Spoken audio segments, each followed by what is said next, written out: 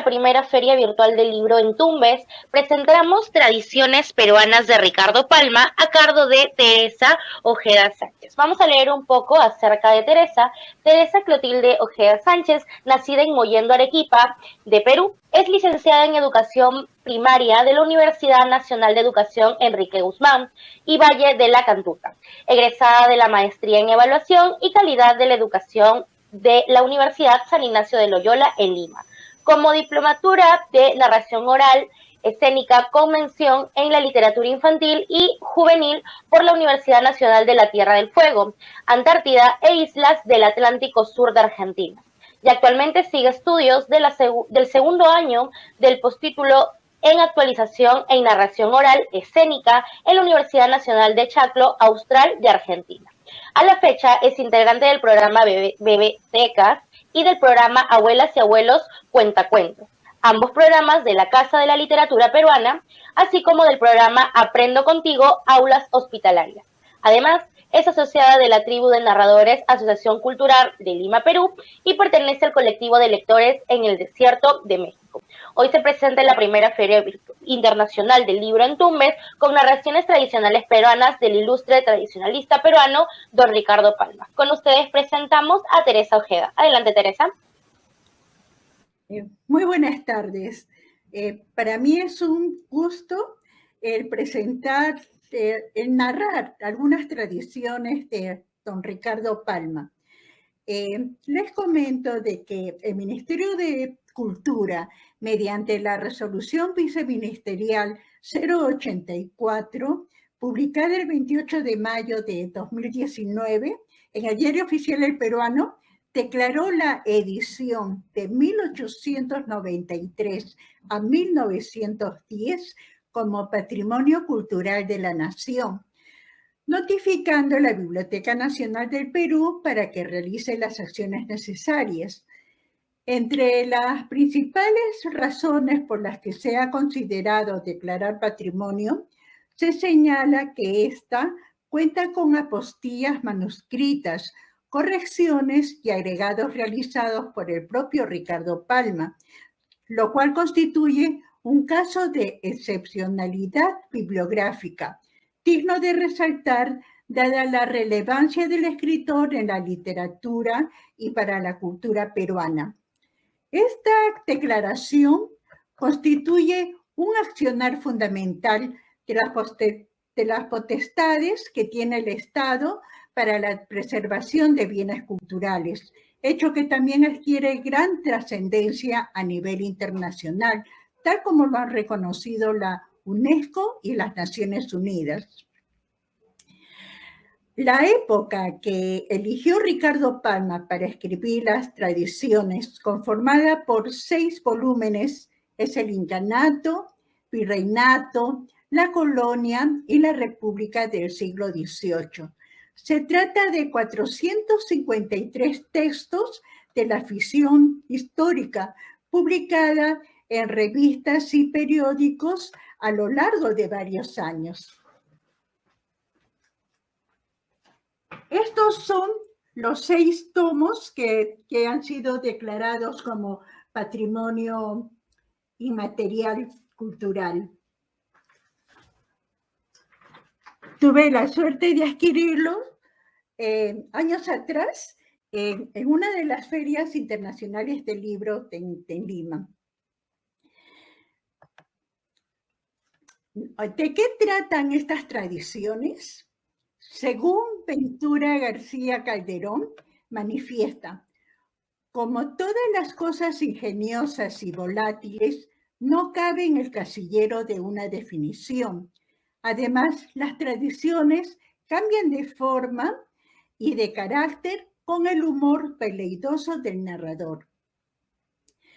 Mientras que para José Miguel Oviedo resulta difícil definirla y expresa, porque es un arte fragmentarista, hecho de múltiples piezas mínimas, cuya combinación puede variar sustancialmente. No hay un tipo único de tradición, aunque Palma es inconfundible. Sus maneras son muchas y a veces sorprendentes. pero la tradición como un género literario es definida por el mismo Ricardo Palma en el libro Tradiciones del Cusco, que fue publicado por su hija, y menciona la letra. Estilo ligero, frase redondeada, sobriedad en las descripciones, rapidez en el relato, presentación de personajes y caracteres en un rasgo de pluma, diálogo sencillo a la par que animado, novela en miniatura, novela homeopática, por decirlo así. Eso es lo que en mi concepto ha de ser la tradición. Esta obra, que mezcla el humor y la sátira con hechos históricos, es considerada una de las primeras manifestaciones de narración peruana hispanoamericana y se caracterizan por utilizar un lenguaje popular repleto de refranes, proverbios, canciones, coplas y otros. Cada historia que conforma las tradiciones peruanas narra singularmente algún hecho histórico, con menor o mayor relevancia según sea el caso, pero contadas de una manera muy informativa y con mucha mesura para dejar entender algún consejo o moraleja en muchos casos. Las costumbres y las historias de la época son contadas con gran sutileza y elegancia. Pasajes históricos de mayor o menor importancia son relatados perdiéndose las fuentes en el umbral de la ficción. Palma iniciaba con una presentación del escenario. Luego empleaba pausas con datos históricos, digresiones, y luego continuaba hasta finalizar la trama inicial con un desenlace. Es decir, pareciera que empleó una estrategia para atrapar la atención y acomodar al lector en la época para que éste comprenda mejor, contextualizando los hechos para que finalmente conozca el desenlace y reflexiones de los hechos anecdóticos. A continuación, he de relatar la tradición Con días y ollas venceremos.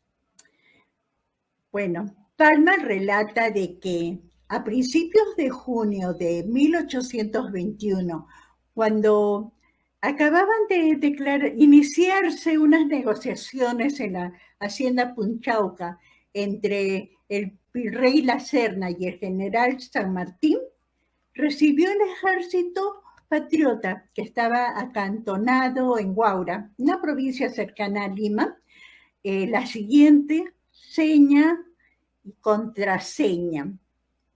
Con días y ollas venceremos. Para todos, exceptuando a Monteagudo, Luzuriaga, García del Río, el santo y seña era una estupidez, una frase disparatada, y los que juzgaban a San Martín más cristiana y caritativamente se echaban de hombros murmurando: extravagancias del general. Él no quería deber la ocupación de Lima al éxito de una batalla, sino a que fuera resultado de los manejos y ardides de la política.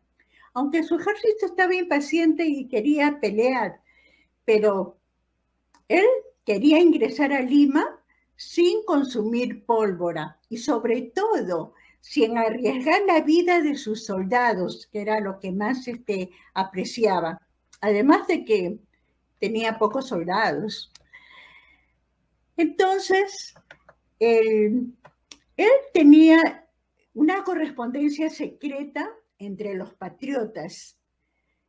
Él desde Huaura a Lima enviaba la correspondencia en clave, pero lamentablemente muchos de ellos eran interceptados por los soldados españoles, quienes al descubrir esa carta secreta inmediatamente los fusilaban. Y eso era un tema de mucha preocupación para el general don José de San Martín. Y una tarde que estaba muy preocupado pensando sobre esta situación, pensando cómo podría hacer llegar las cartas sin que los interceptaran, él estaba acompañado en ese momento de Guido y un ayudante. Iba paseando pues por la única calle de Huaura y de pronto vio junto al puente un caserón viejo y junto al caserón un horno de alfarería, también de ladrillos y de ollas, platos. Y entonces interiormente el general dijo, eureka, se resolvió la incógnita del problema.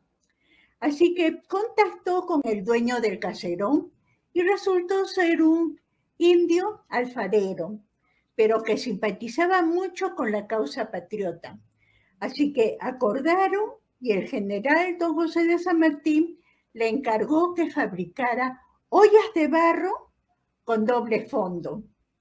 En esa época no existía en Lima, mejor dicho, solamente en las casas pudientes o de gran solvencia económica, como era la nobleza, existía porcelana, pero mayoritariamente el pueblo usaba las vajillas y las ollas de barro. Entonces el indio alfarero semanalmente iba a Lima, cargado de sus 2 mulas, cargando las vajillas, ¿no? De los platos y las ollas. Y ya, de acuerdo con San Martín, llevó pues la olla que tenía doble fondo y allí tenía insertada la carta. Y en el camino fue interceptado por los españoles.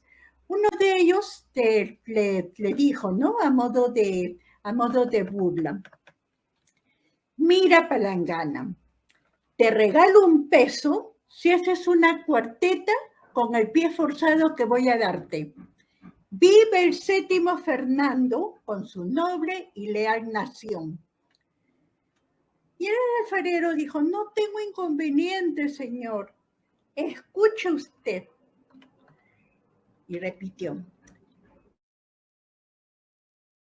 Vive el 7º Fernando con su noble y leal nación, pero es con la condición de que en mí no tenga mando. Y venga mi patacón. Y bueno, logró pasar y cuando llegó a Lima, él ya sabía que tenía que pasar por la calle de la Concepción, porque a la espalda de esa parroquia vivía el sacerdote Francisco Javier de Luna Pizarro, que él era el contacto que había seleccionado el general don José de San Martín. Y él tenía un mayordomo que se llamaba Pedro Manzanares. Entonces, en esa época, la mayoría de la gente no usaba reloj, pero ellos se guiaban de la hora en que pasaban los pregoneros, los vendedores ambulantes. Por ejemplo, la lechera indicaba las 6 de la mañana. La tisanera y la chichera de Terranova daban su pregón a las 7 en punto. El bizcochero y la vendedora de leche y vinagre, que gritaba ¡a la cuajadita!, designaban las 8. Ni un minuto más, ni un minuto menos. La vendedora de sanguito, de ñajú y choncholíes marcaba las 9, hora de canónigos. La tamalera era anuncio de las 10. A las 11 pasaba la melonera y la muleta de convento vendiendo ranfañote, cocada, bocado de rey, chancaquitas de cancha y de maní y frijoles colados. A las 12 aparecía el frutero de canasta llena y proveedor de empanaditas de picadillo. La una era indefectiblemente señalada por el vendedor de ante con ante, la arrocera y el alfajorero. A las 2 de la tarde, la picaronera, el humitero y el de la rica causa de Trujillo atronaban con sus pregones. A las 3, el melcochero, la turrunera y el anticuchero, o vendedor de bistec en palito, clamoreaban con más puntualidad que la mariangola de la catedral. A las 4, gritaban la picantera y el de la piñita de nuez. A las 5, chillaban el jazminero, el de las caramanducas y el vendedor de flores de trapo, que gritaba: ¡Jardín, jardín! ¡Muchacha que no hueles! A las 6 canturreaban el raicero y el galletero. A las 7 de la noche pregonaban el caramelero, la mazamorrera y la champuncera. A las 8, el heladero y el barquillero. Aún a las 9 de la noche, junto con el toque de cubrefuego, el animero o sacristán de la parroquia salía con una capa colorada y farolito en mano pidiendo para las ánimas benditas del purgatorio o para la cera de nuestro amo. Este prójimo era el terror de los niños rebeldes para acostarse. Después de esa hora, era el sereno del barrio, quien reemplazaba los relojes ambulantes, cantando entre piteo y piteo: Ave María Purísima, las 10 han dado, viva el Perú y sereno. Que eso sí, para los serenos de Lima, por mucho tiempo que estuviese nublado o lluvioso, la consigna era declararlo sereno. Y de 60 en 60 minutos se repetía el canticio hasta el amanecer. Ahora, ya no menciono yo los pregones que había a una hora fija. Palma dice: ¡ah, qué tiempos dichosos! Pero para saber con exactitud en que uno vivía, ningún reloj más puntual que el pregón de los vendedores. Apenas terminaba su pregón en cada esquina, cuando salían a la puerta todos los vecinos que tenían necesidad de utensilios de cocina, Pedro Manzanares, que era el mayordomo que había comentado, del sacerdote Francisco de Luna Pizarro, era un negrito retinto, pero con una lisura criolla de los bundingas y mataperros de Lima. Un gran decidor de desvergüenzas, cantador, guitarrista y navajero, pero muy leal a su amo y muy engreído por este. Jamás dejaba de acudir al pregón del ollero y le compraba la olla de barro, le pagaba el real, y en la siguiente ocasión que pasaba el ollero, el alfarero, gritaban: ¡oiga usted, cholo ladronazo, que con sus ollas que se churrean toditas, ya puede usted cambiarme esta que le compré ayer, antes que se la rompa en la tutuma, para enseñarlo a no engañarte al marchante pedazo de pillo? El alfarero sonreía como quien desprecia las injurias y cambiaba la olla. Y tanto se repetía esa escena de que compraba la olla, después le se la devolvía entre lisuras y que el alfarero se la cambiaba sin chistar. Una mañana, un barbero de la esquina, que era un andaluz entrometido, dijo: Córcholis, vaya con el cleriguito para cominero. Ni yo, que soy un pobre de hacha, hago tanta laraca por un miserable real. Recórcholis, oye, Macuito, las ollas de barro y las mujeres, que también son de barro, se toman sin lugar a devolución. Y el que se lleva chasco, contra Córcholis, se mama el dedo meñique y ni chista ni mista y se aguanta el clavo, sin molestar con gritos y lamentaciones al vecindario. Y a usted, sogodo de cuernos, cascabel, sonajero, ¿quién le dio vela en este entierro? Contestó con su habitual insolencia el negrito Manzanares. Vaya usted a desollar barbas y cascar liendres y no se mete en lo que no le va ni le viene. Su adefesio de misa de una, su chapetón embriado de ciento en carga. Al oírse apostrofar así, se avinagró el andaluz y reclamó: María Santísima, hoy me pierdo. Aguárdate, gallinazo de muladar. Y sacó un puñalito limpiadientes. Pero Perico Manzanares, patita, pa' qué te quiero, se metió corriendo a la casa de su patrón, el sacerdote Francisco Javier de Luna Pizarro. Bueno, coincidió de que ese era el último día en que el alfarero llevaba una carta. Y felizmente eso ocurrió el 5 de julio de 1821.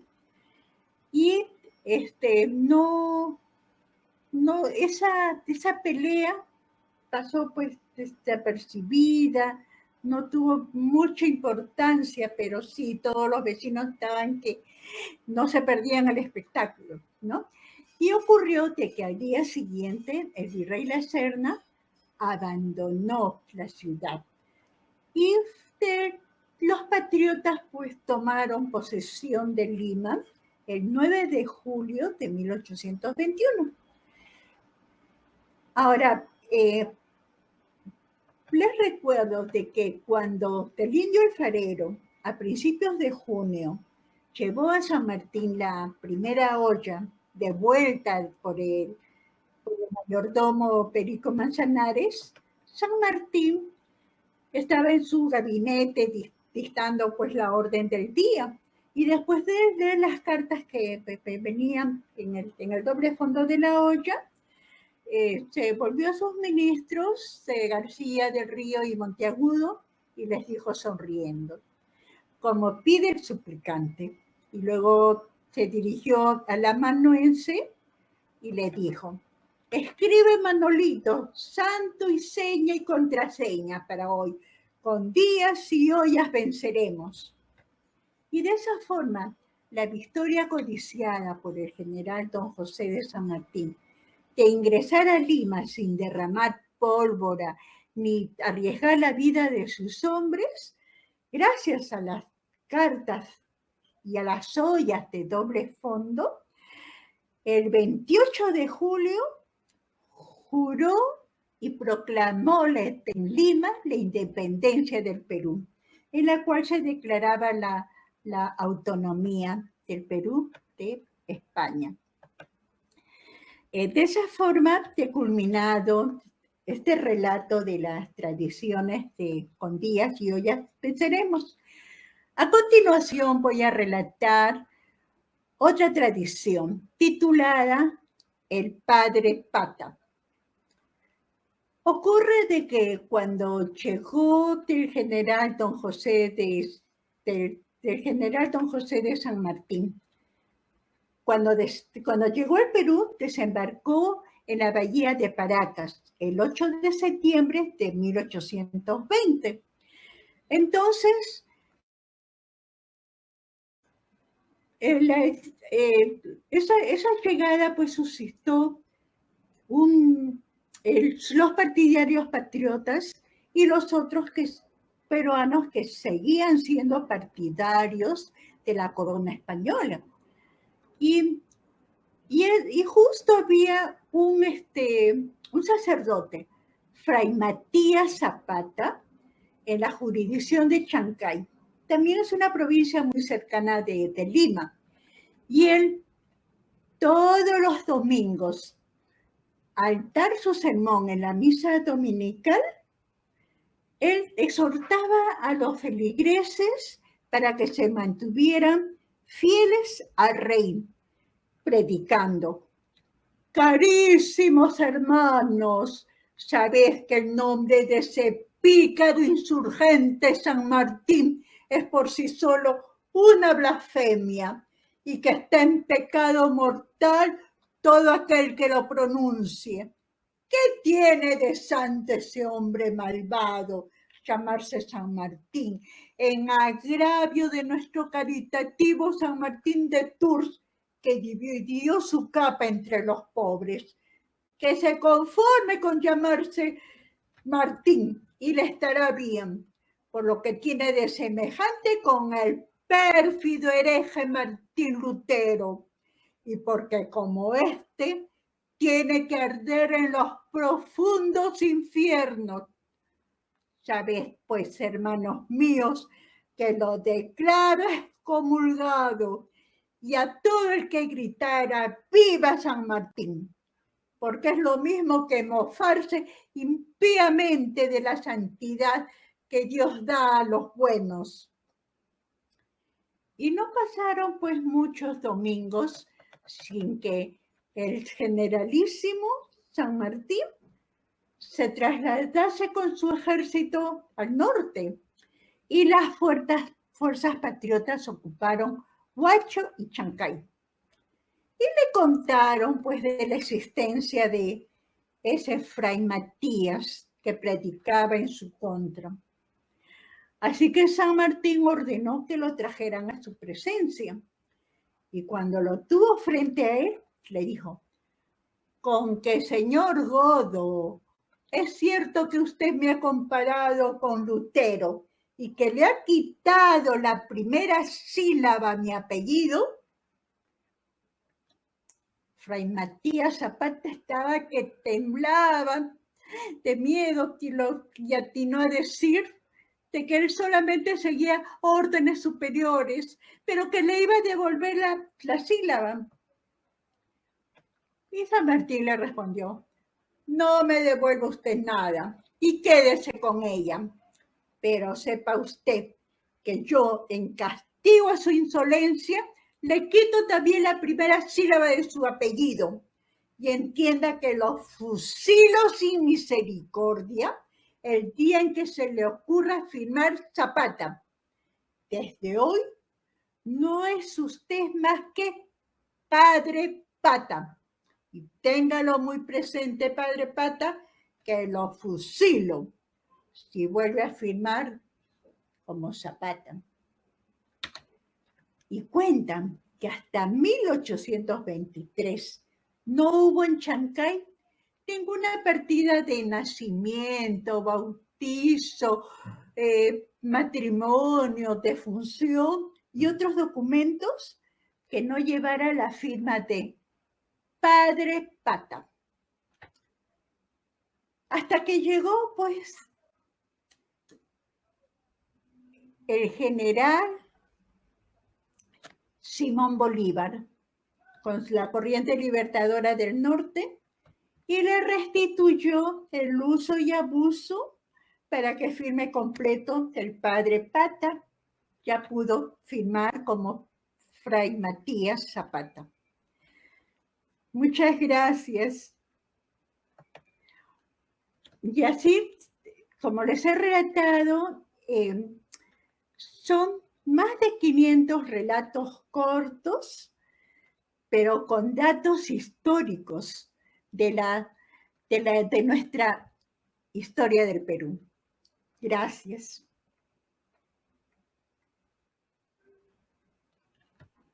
Muchísimas gracias, Teresa Ojeda, por su participación aquí en la primera Feria Virtual del Libro en Tumbes. Esperemos contar con usted en una próxima oportunidad. De todos modos, mencione sus redes sociales para que se puedan contactar con usted. Ya, muchas gracias. Como les manifiesto, de mis redes sociales con mi nombre completo están en el Facebook, en Instagram. Tengo también mi canal de YouTube en el cual coloco las narraciones que realizo. A la fecha, semanalmente estoy narrando cuentos para Radio Cultura 12 de México. Y esos videos y audios los publico en mis redes. También con la tribu de narradores realizamos, por el momento, en forma virtual, atendemos gratuitamente a los colegios de los niveles de inicial, primaria y secundaria. También con la Casa de la Literatura Peruana, con el programa Abuelas y Abuelos Cuentacuentos, en forma gratuita también realizamos las narraciones. En el caso del programa Bebetecas, los días sábados a las 10:30 de la mañana se realiza una sesión en la cual se enseña a los padres de familia, a las mamitas que están embarazadas y a los niños de primera infancia, menores de 6 años, canciones de un repertorio de 2 cancioneros titulados canciones del bebé, y que han sido publicados por la Casa de la Literatura Peruana, los cuales se pueden descargar. Para asistir a las sesiones que son tipo karaoke, porque se les pone la letra de las canciones y se les enseña la melodía, pueden inscribirse semanalmente en la página de la Sala de Literatura Infantil Cota Carvalho. Y en forma presencial, también pueden asistir a esa sala los días domingos a las 11 de la mañana. Ahí directamente, pero minutos antes, porque el aforo es limitado. Y en forma presencial se les va a enseñar el cancionero para bebés y también se les va a obsequiar un ejemplar. Ahora, para nuestros servicios de narración gratuitos, tanto en la Casa de la Literatura con el programa de Abuelas y Abuelos Cuentacuentos y como en el programa de la tribu de narradores, pueden enviar sus correos indicándonos para qué edad desean la narración, para qué edades de los niños o adolescentes y la fecha y los horarios. Y se les da la respuesta y se establece pues la coordinación. Nosotros gustosos de atenderlos. En la publicación de este video, así como en la publicación del Facebook, voy a poner los enlaces, pero también les invito, ¿no?, visitar el canal de YouTube y mi página del Facebook, ¿no?, que lleva mi nombre completo, Teresa Clotilde Ojeda Sánchez, para estar en mayor contacto. Muchísimas gracias por la atención que me han dispensado. Y muy agradecida a la narradora Chabelis Estrada, conductora del colectivo Uniendo Sueños, por la invitación para participar en esta feria internacional, primera feria internacional del libro de Tumbes. También estoy agradecida al colectivo internacional del libro. Muchas gracias. Y felicito a la Municipalidad de Tumbes por organizar este evento. Muchas gracias, Teresa. Vamos a continuar con la programación. Que tenga buena tarde. Hasta luego. Muy buenas tardes.